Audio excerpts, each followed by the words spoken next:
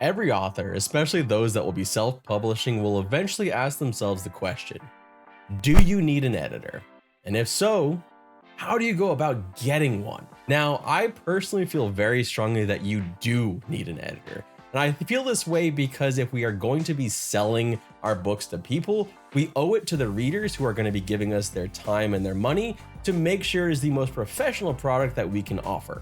But getting an editor is not a decision to be taken lightly. It is expensive, it is time consuming, and it could be the start of a long-term business relationship.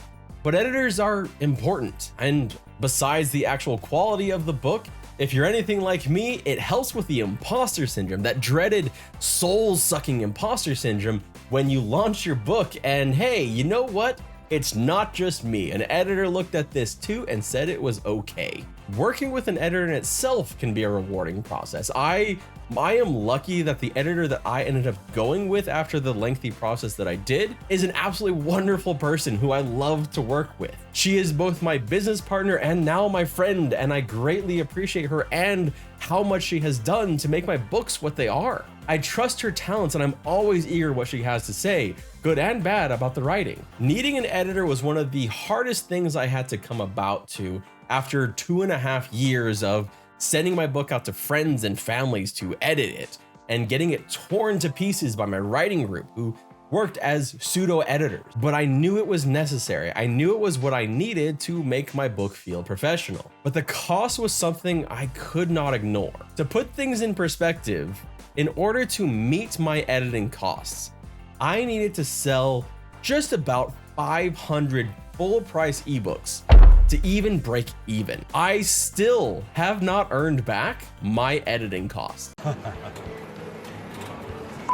But I also believe it is worth every penny. I just want you to go into it with the expectation of how much of the cost it is and how difficult it is to really earn it back as an author. So knowing that it may take some time, unless you just do really well with your sales, to make back that money for the editor, and you still want to, let's talk about how.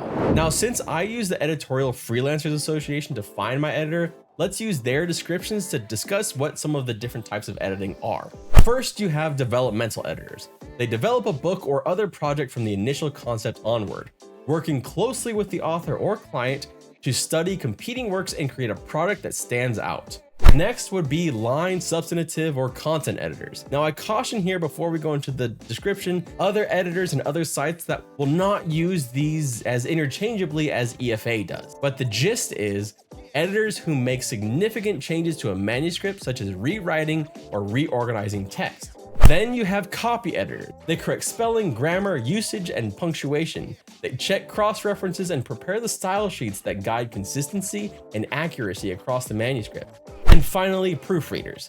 They check the text for errors, including typographical errors and problems with typesetting specifications and page makeup. They compare the latest stage of the project to the earlier stages and make sure changes have been made correctly. Now, this is where it's important to realize that no matter how much blood, sweat, and tears you have put into your manuscript, a good editor is going to improve it, and it's going to be a collaborative process. When you hire an editor, it's not really something where you just take whatever they give you and just go with it that way. It is a collaborative process. It is not a set it and forget it process, at least in the self-publishing and freelance editor phase. But the actual cost, the actual process, and the actual workflow will all vary greatly by editor, and of course by the manuscript and the level of polish on the manuscript when you give it to your editor. When finding an editor, you are going to be paying per word, so that is something to consider.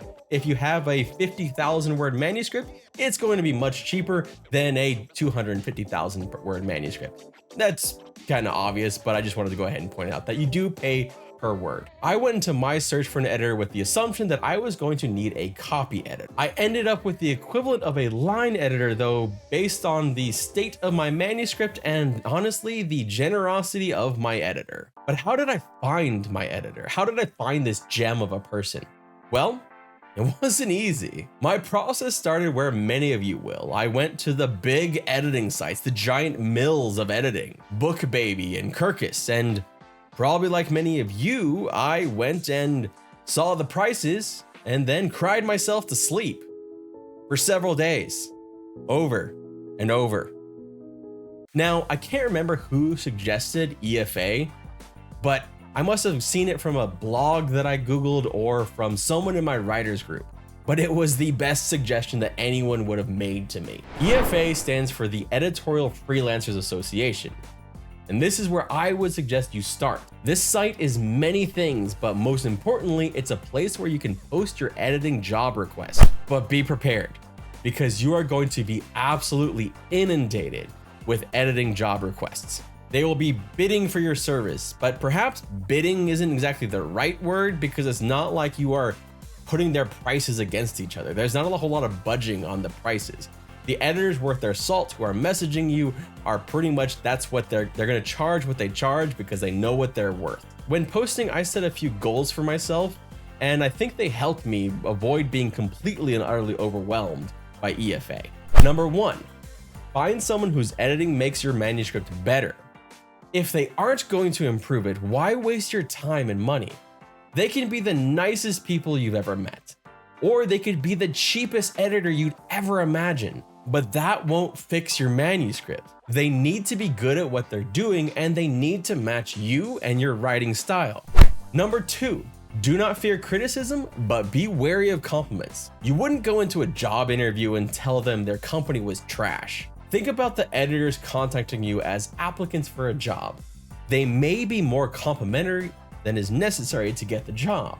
Try to cut through that and see where the reality is. On the same token, if they criticize your writing in a helpful way, don't take it as a personal attack. It just means that they are seeing things that they could help you with. Number 3, find someone who understands your voice.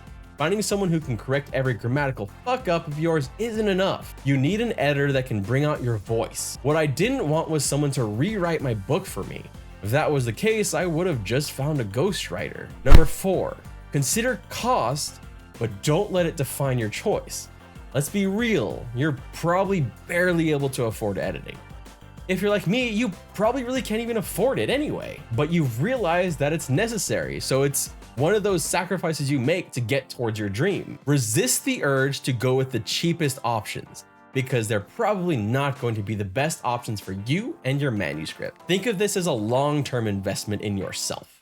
And number 5, find someone you get along with. I am very lucky that I was able to find an editor I enjoyed working with.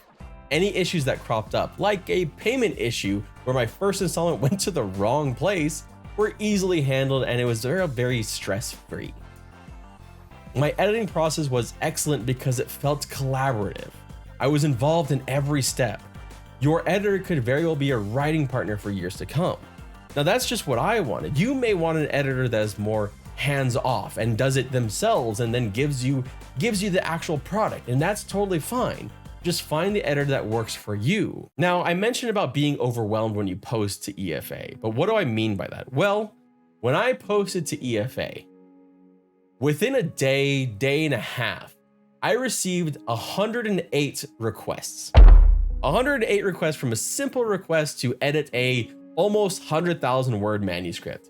This, for someone like me who is not very organized, was pretty terrifying if I'm completely honest. But there was a couple things that I applied that made this easier, and I think if you apply them and you go into it with this idea, it might help you whittle down just the way it did for me. Number 1, go with your gut. Now this sounds a little silly, but it worked for me. First impressions were very important. I dismissed the vast majority that seemed unprofessional as soon as I opened the email. I was able to get it down to a mere 15 just by doing that. Number 2, follow up. Yes, you can actually ask follow-up questions. Now this was important to me. I asked every editor the same questions and gauged their reactions to the questions in the follow-up. 2 of those 15 eliminated themselves by not responding at all. A third eliminated themselves by taking 2 weeks to respond. This is a good way to again whittle down and see what kind of editor you are looking at. Number 3, sample, sample, sample. Every editor worth their salt will offer you an editing sample. This is their preview of their work and how it will mesh with yours. It's essentially an audition for the editor. Samples will mostly range from 500 words to 2,500 words. I limited the number of sample requests I made to people I was seriously considering. I did not want to waste any editor's time. I used the same sample for everyone, though I met their word requirements. For example, I'd have a 2,500 word sample, but if one editor only offered 500 words, I'd just give the first 500 to that editor. So through this process, I learned something that's pretty fucking infuriating. I learned that some authors will take advantage of the sampling process. They will take multiple parts of their manuscript and send it to multiple editors to essentially get free editing. So you have 500 words to the first editor, 1,000 words later to the next editor, and another 2,500 words to another editor. Don't fucking do this. Do not do this. Don't take advantage. Don't scam your editors. If you care at all about the process, about the editors, about their time, about what they can offer to you, if you care about your book or your readers, please do not scam your editor. It's just wrong. Don't do this. And on the same token, number 4, be transparent. Editors will be aware they are bidding against others. Don't play games. Again, respect your editor the way that you wish to be respected. It goes a long way in creating a working relationship when you are open and upfront from the start. I never once misled an editor I was speaking with, and I felt they treated me the same way. I was not trying to play pricing games with them, but instead I was just trying to find the best editor for me and for my book. And number 5 is pick. Eventually you'll have to just make this choice. If I'm being honest, I probably dragged it on a bit too long. I was stuck picking between 4 editors, one of whom I'd actually initially eliminated but came back to. Of these 4, there was some guilt associated with telling 3 of them, thank you, but it's a no, because they had already invested time and effort. I tried to be aware of that when notifying them. Be appreciative of these editors that you nearly picked. They've done more for you at this point than you've done for them. Now, that's my experience getting an editor. I believe it was one of the best decisions I ever made with my writing, and I stand by it to this day. I have also included the editors, the top 4 editors that I whittled down to, the ones that really stood out as being excellent at their crafts, and I've linked them all down below. So if you want to take a look, please do, but keep in mind that when I was going through these editors, this was 2016, so some of them may no longer be accepting new clients, some of them may have stopped editing completely, but they are the people that stood out to me as being excellent at their craft. If you want to see how I have done with my books and how my royalties versus editing costs and marketing costs and everything else has worked out for me, I covered that in this video over here. Thank you so much for taking the time to watch this video. If you want to check my books out, they are linked down below. I appreciate you very much, and I hope you have a great rest of your day, evening, or night, whatever time you decided to watch this video. And good luck with your book.